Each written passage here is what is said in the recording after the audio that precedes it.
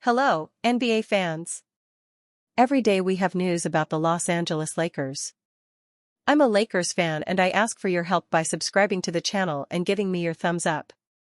The Los Angeles Lakers are looking for a great defender, a three-point shooter, and if they can get a new center, that would be very welcome. A center who can help on defense, and Miles Turner is the ideal player if he becomes available for trades. Lakers should consider Miles Turner trade if Giannis wants out. Turner signed with the Bucks this summer in hopes of helping Antetokounmpo gun for a championship. But so far this season, the Bucks have been very far from that goal. Injuries have plagued them in the early goings, and to make matters worse, it now seems somewhat inevitable that Antetokounmpo will end up requesting a trade away from the organization. If that becomes the case, then the Bucks would likely decide to sell off other pieces of their roster, including Turner. That would give the Lakers a chance to strike. Here's an outline of a potential trade the Lakers could offer. Lakers receive Miles Turner, Andre Jackson Jr. Bucks receive Dalton Knecht, Jared Vanderbilt, Maxi Kleber, first-round pick. The biggest downside to trading for Turner is that he's on a long-term contract. But even that could be a good or a bad thing. If he ends up being a good fit with the rest of the roster, it's great. But if it doesn't work out, it's tough. Even then, however, the Lakers could use his contract to trade for someone else by utilizing Turner's contract. It wouldn't be ideal, but it would be possible. In the short term, the Lakers would diversify their center position. They would add a three-point threat at the 5 who is also capable of protecting the rim well. The Bucks would add a first-round pick to their draft cabinet, take a chance on Dalton Knecht, and get out of Turner's contract a couple of years early. Bringing Turner on board could give Doncic some nice options to play with at the center position moving forward. If Antetokounmpo does end up getting traded, this could be a very intriguing idea for the Lakers to consider. Austin Reaves' future with the Lakers may have just been decided. This is an inflection point. Austin Reaves is going to miss at least 4 weeks with a left calf strain, and his absence will be a gigantic blow to the Los Angeles Lakers' chances of climbing the Western Conference ladder. It also means there's a roughly 0% chance he gets traded by the deadline. Just so we're clear, very few people are clamoring for the Lakers to deal Reaves. He is, in many ways, the Luka Doncic co-star for whom they're supposed to be on the prowl. Still, between Reaves' player option this coming summer and head coach J.J. Redick's outward disgust for his team's crummy defense, we couldn't technically rule anything out. Until now. Austin Reaves' injury makes a trade even less likely than before. Reaves is scheduled to be re-evaluated in 4 weeks, according to ESPN's David McMenamin. Re-evaluated does not mean a return to play. It is a nod to when we can expect the next update, and probably nothing more. 4 weeks will take the Lakers to the end of January, inside 2 weeks of the February 5 trade deadline. Even if Reaves returns at the end of this window, there is little time for him to rejoin the rotation, prove he's not dealing with any lingering effects from his calf strain, and for the Lakers then to negotiate a suitable trade. Sure, injured players can always be moved. Just ask Doncic. The Dallas Mavericks shipped him off to Los Angeles when he was recovering from his own calf strain. I'm not sure who needs to hear this, but that's different. Doncic is an entrenched megastar. Reaves in the earlier stages of his own ascent to stardom. His trade value was already complicated by 2026 free agency, player option, not to mention the up-and-down nature of his play since LeBron James rejoined the rotation. Suffering this setback only further complicates prospective trade talks. Reaves' future may have just been decided for the Lakers. Perhaps the Lakers were never going to consider any Reaves deals. It's tough to envision them considering anyone other than Doncic untouchable, but you never know. Reaves' prospective price tag this coming summer would be the driving force behind any availability. A 4-year max deal would run the Lakers a projected $185.9 million. A 5-year max would cost a forecasted $240.7 million. If the team is at all pocket-shy about bankrolling a max or near-max contract, Reaves' name could have feasibly ambled onto the rumor mill. Again, the odds were always against it. So much depends on what he could even fetch in a trade, and how aggressive the Lakers expect other suitors to chase him. Maybe there is a scenario in which they didn't want to stomach the risk of him losing for nothing. It doesn't matter now. Reeves' injury has turned the most likely outcome into the only realistic outcome. He's staying put through this season, and probably beyond. 5 changes the Lakers can make to the starting lineup. Rotation. The Lakers need to make some changes after a third consecutive blowout loss. Here's a handful of potential options. The Lakers, and specifically head coach J.J. Redick, hit a breaking point on Christmas after their loss to the Rockets. After a strong start to the season, things have gone off the rails over the last week. Redick's post-game press conference had the tone of someone ready to make a lot of changes. Austin Reeves' injury will necessitate some changes, but more should and seemingly will come. The Lakers' issues are deeper than any one change can fix.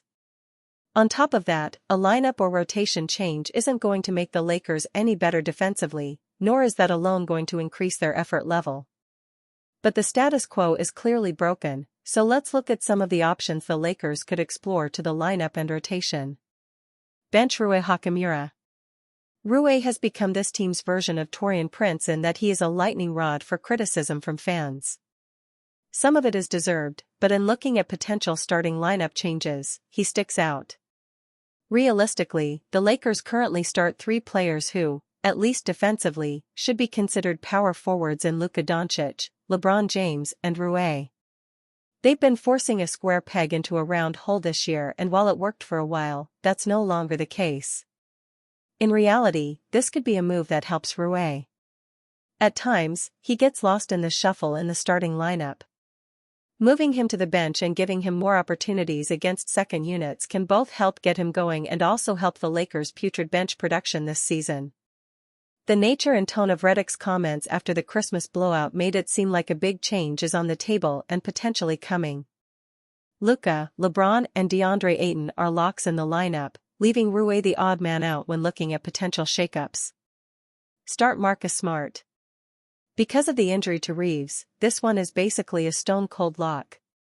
Smart will be starting, but he also probably shouldn't come out of the starting lineup the rest of the season. At the start of the year, Smart was out of the starting lineup largely due to an injury that had him behind the 8 ball. Then, the Lakers were winning, and making a change like that is harder to do when things are working. But things are not working now, and it's time for Smart to make his way into the starting lineup, a spot many expected him to be this season. Start Jared Vanderbilt. This is a bigger change and one I don't think Redick will make. For one, if Rui is benched, I would imagine his spot would go to Jake LaRavia, not Vondo. But allow me to make the argument for Vondo. Right now, the Lakers' defense is appalling. If the main concern is proving that, inserting your 2 best defenders, Smart and Vondo, is the solution. The concern is that, offensively, your spacing will be non-existent. Vondo is not respected as a shooter and still has a long way to go to prove he can consistently knock down shots from range. Smart is a very hot and cold shooter. Both are going to get lots of open looks, and there will be a lot asked of LeBron and Luka with this starting unit. But this lineup is a defensive-first option, and it's the best solution the Lakers have in that regard. Add Adou Thiero to the rotation. There is a very real chance this is not a solution. Thiero has had some pretty mixed to bad minutes so far. He's looked like a rookie more often than not. But LA is at such an athleticism deficit that he looks like a superhero on the floor alongside the rest of the Lakers. There are still going to be lots of learning curves for him this year, but let him learn on the floor and see if he has something to offer. There's a real chance his offensive limitations make him unplayable. His youthful naivete may prove more bad than good defensively. But there's also a chance his energy and athleticism provides a spark for a team in need of both. This is a building a bit off the previous points, and a point made by our own Darius Soriano, but the lineups needed around LeBron are different than before. In his prime, the idea was to give LeBron 4 shooters and you were guaranteed to have an elite offense. Those days are gone now, though. Instead, the best way to utilize LeBron is with athletes around him that can do some of the dirty work, fly around defensively and get out in transition. As noted, the Lakers don't have a lot of athleticism on the roster. But they should make the best of what they have and put guys like Jackson Hayes, Bondo, or even Piero with LeBron. An idealized version of Dalton Connect would make sense in this lineup, too, but he's a shell of himself now. Luka and LeBron are going to have to stagger pretty heavily now with Reeves out. In those LeBron-only lineups, give him some guys who can get out and go and see what happens. Lakers players do not respect J.J. Redick, former NBA veteran reveals major problem. Kenyon Martin Sr. questions J.J. Redick's leadership and effort from Lakers players amid ongoing struggles. Kenyon Martin Sr. delivered one of the bluntest evaluations yet of the Los Angeles Lakers' current situation while speaking on Gil's Arena, questioning whether J.J. Redick truly has the locker room. As the Lakers continue to spiral following their Christmas Day collapse, Martin's comments added fuel to an already uncomfortable conversation about leadership and accountability. "Them dudes don't respect you. You are their peer," Martin said. "Just because you are the head coach doesn't mean they look at you as such. And the main culprit is the guy you just had the podcast with who helped get you the job. If they did, they'd play harder, they'd get back on defense." The criticism centers less on tactics and more on perception. When effort consistently wavers, it often reflects how a message is being received rather than what is being said. You can want it for them, but until they want it for themselves and look in the mirror, they're not gonna do it, Martin continued. They're just not, and they don't respect the messenger. Redick was hired in 2024 as the replacement for Darvin Ham. With close ties to LeBron James, he was brought in with the belief that his voice, modern perspective, and relationships could bridge gaps inside a veteran-heavy locker room.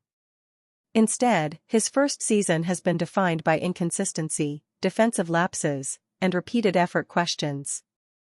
Those frustrations boiled over after their 119-96 Christmas loss to the Rockets, when the Lakers looked disinterested and checked out on the defensive end. After the game, Redick openly questioned his team's professionalism and care level while hinting at some uncomfortable conversations. Now sitting at 19-10 and trending in the wrong direction, the Lakers face mounting pressure to respond, and there are no easy solutions in sight. Whether a response comes internally or through roster changes remains to be seen, but the spotlight on Redick's authority is only getting brighter. Now that Rob Pelinka has already given him an extension, Redick has the job security to take whatever measures he feels are necessary, but the process will not be easy. At 19-10 and losers of 3 straight games, the Lakers are slipping down the standings at an alarming rate. Without Austin Reeves for the next 4 weeks, the situation has become borderline drastic for Los Angeles, and the pressure is squarely on Redick to stabilize the season. The questions surrounding J.J. Redick are no longer quiet, and they are not coming from the outside anymore. Effort, buy-in, and respect are now part of the daily conversation around this team, and the margin for patience is shrinking fast. Whether the Lakers respond with urgency or continue to drift will define not just this season, but how much longer this experiment is allowed to breathe. Former NBA coach criticizes Lakers' LeBron James. A former NBA head coach did not hold back on Los Angeles Lakers forward LeBron James.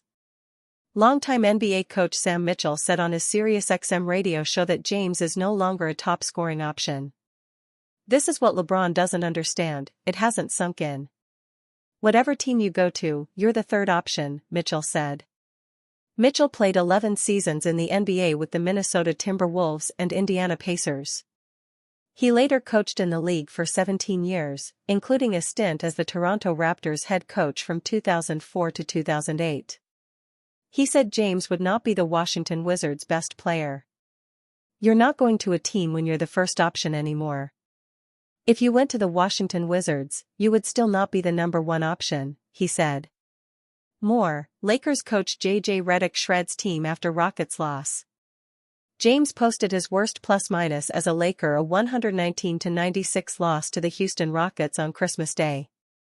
The Lakers were outscored by 33 points with him on the court. He missed the start of the season with a sciatica injury.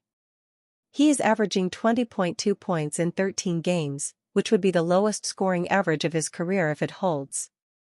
Mitchell later criticized Lakers guard Luka Doncic, stating that Doncic can't play without the basketball.